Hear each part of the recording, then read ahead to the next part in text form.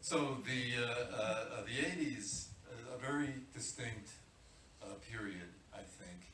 Even at the time, it seemed like it had its own popular culture for good or for ill. And so before I say anything, I just want to give you a little taste of it. There's a trailer that was prepared for an earlier iteration of this series at Lincoln Center during the summer. So if we could just roll the trailer, and then I'll plunge into a bit more. One of the things that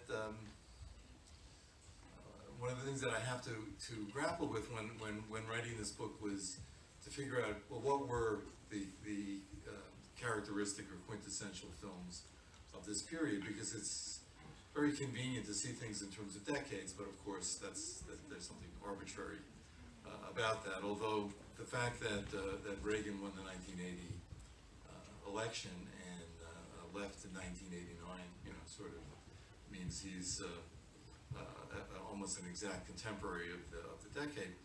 Anyway, I think that because there's a kind of delay, obviously, in how long it takes a movie to be made and get to the screen, the first two really symptomatic films, I think, of the 80s, the unexpected hits were First Blood and E.T., both of which came out in 1982. But First Blood, if you remember, that's the original Rambo film, was a kind of manifestation of the nation's still unresolved Vietnam trauma. And E.T., for all its insistence on innocence, maybe because of that, has intimations of post-Watergate disillusionment.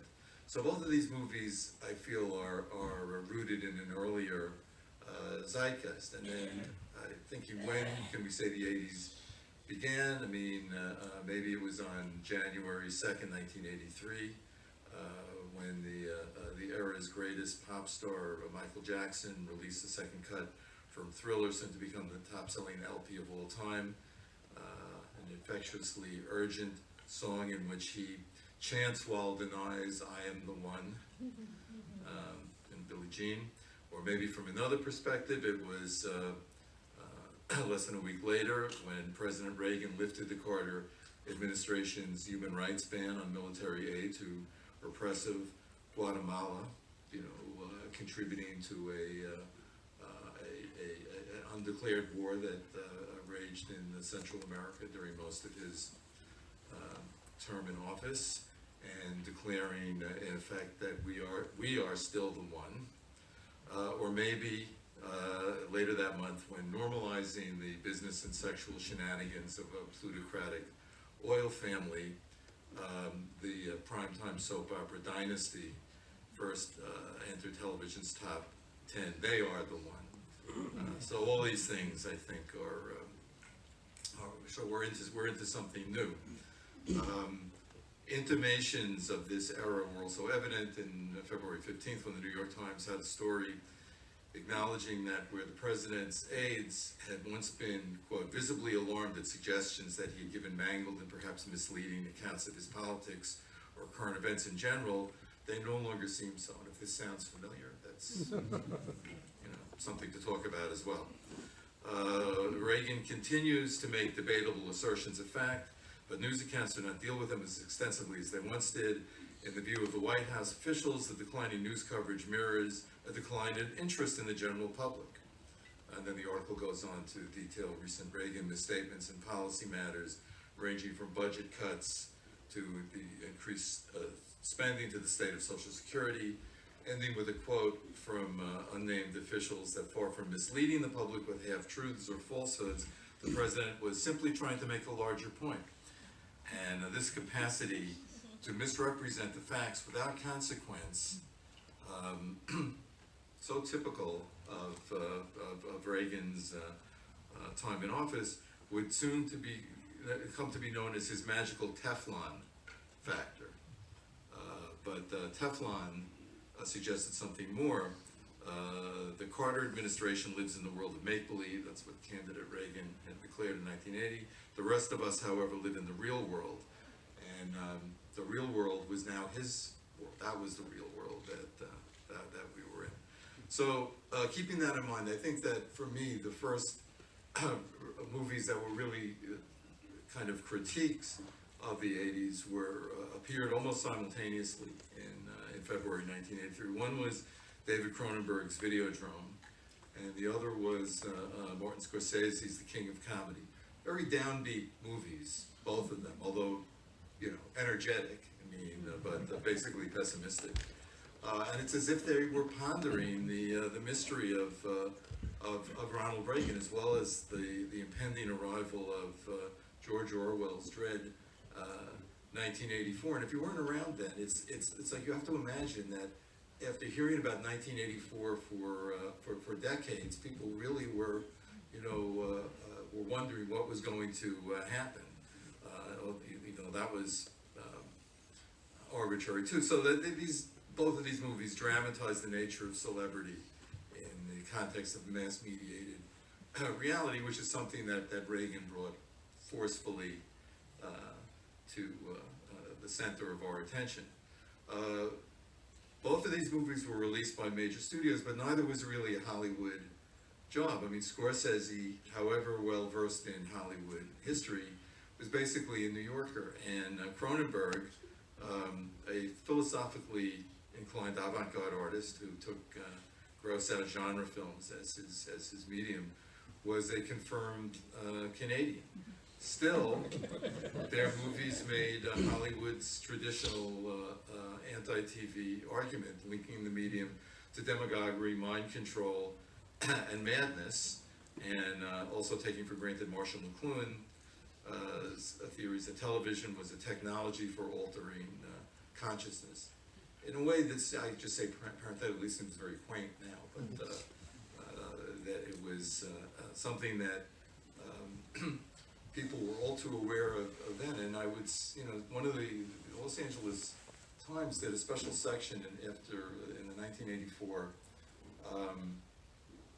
after the 84 election, where Reagan was reelected, and it was all about that television affected the election. I mean, you know, how strange. I mean, this was something that was worth running 5 or 6 articles on then. Okay, the difference between The King of Comedy and Videodrome and earlier movies like Network or A Face in the Crowd, or the independent quasi-documentary medium Cool, was the assumption that TV had prevailed. So in a way, it's all over in these films. TV has won. So The King of Comedy, just briefly, some of you may have seen it, and if not, I think, and even if you have, I think it's a real treat. The protagonist is a 34-year-old messenger, still living at home, and that's Rupert Pupkin, a name that really has entered American, popular mythology. I mean, he's a borderline psychotic, driven to become a celebrity, and really crossing over from a kind of passive, if hysterical media consumer to an elite media subject. He has no discernible talent other than a ferocious need for recognition. And although he has never performed for an audience, he has studied obsessively to be a talk show guest, planning to start his career on a TV program watched each night by half of America. So, in part, the Pupkin pathology hyperbolizes this ambivalent relationship Americans have with the aristocracy of winners who are present on TV or in the pages of supermarket tabloids, live their lives in a public drama and are really, in a sense, public servants. And wonders, where do these celebrities come from? I mean, are they imposed upon the public, or are they chosen by the public? It just occurs to me now. I'll say parenthetically, I did a feature on Scorsese when connected to this movie, and it was commissioned by the New York Times, which meant I had total access. I could ask him anything. It was they didn't run it, but ran it the voice. But anyway, I made use of that. And one of the things that he told me that is something to keep in mind in this movie is that he also saw this movie in terms of both the have-not. He'd been Pupkin, and he'd been the Jerry Lewis character. He could identify with both of them, and I think that that's one of the things that gives the movie its edge. Anyway, in The King of Comedy, as on TV, famous people appear playing themselves, and their presence is a form of naturalism. It's like the brand name products that would be in Spielberg movie, so you know that it was somehow your world. The most important, of course, is Jerry Lewis, and coincidentally or not, Jerry Lewis was the first Hollywood star to actually hobnob with Reagan in the White House. I mean, at least the first one that Reagan acknowledges in his diary. Jerry dropped by to see him. And as the talk show host, Jerry Langford radiates celebrity. I mean, it's really quite an amazing performance. He just carries all of show business history with him.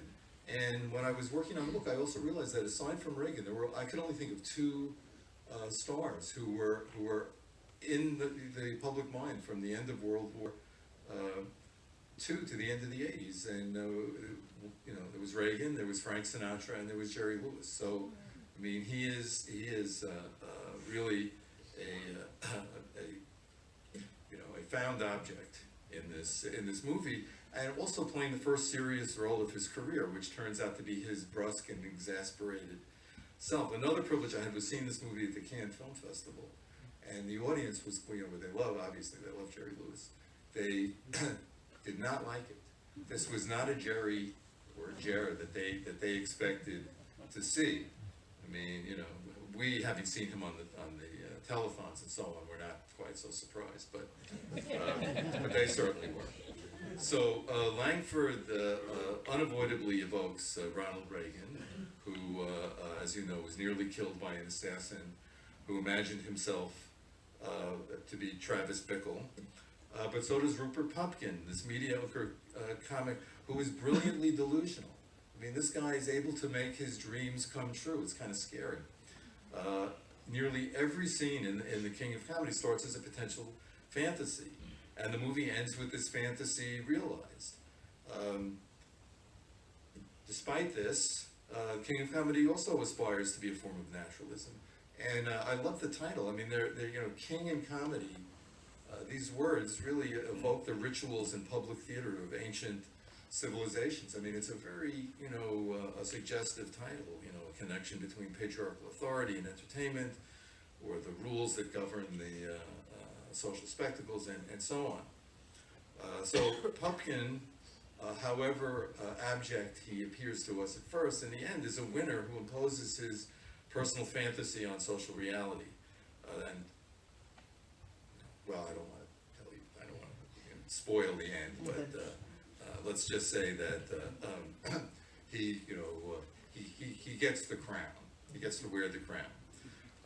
One of the things that I paid a lot of attention to in writing this book was the movies that Reagan looked at, because there were other presidents who looked at movies all the time. In fact, Carter seems to have been the most avid moviegoer ever. But there never was a president who could look at movies the same way that Reagan and his wife, former Nancy Davis, also in movies could. I mean, they looked at movies in a sort of professional way, and they loved it. They didn't use the White House screening room particularly for state events once in a while. But basically, they like to go to Camp David for the weekend and look at a bunch of movies, and it would just with their staff. And somebody wrote like a not very interesting book about what it was like, what their conversation was like. And he also would mention in his diary, but it's, that's a whole other subject, like what he made of the movies that he saw. So I know that he saw The King of Comedy. He didn't mention it, but I think he probably would have seen it, but his friend Jerry Lewis was in it, but I don't know whether he found it funny or how he found it. Anyway, the moment when this movie came out, and this is just the last thing I'll say about it, was what has been called the Great Poison Alert during Reagan's presidency. I mean, his popularity took a real dive. I mean, he basically lost the midterm. The Democrats retook the House, and Reagan's own popularity was at a low ebb. And I feel that he had to, step up and crown himself the King of Comedy if he was going to make a go of it. And he did. I mean, while this movie was in release, Reagan made his Star Wars speech, which many people regard as the first masterpiece, rhetorical masterpiece of his presidency. So that's something also to keep in mind when you look at this extremely enjoyable movie.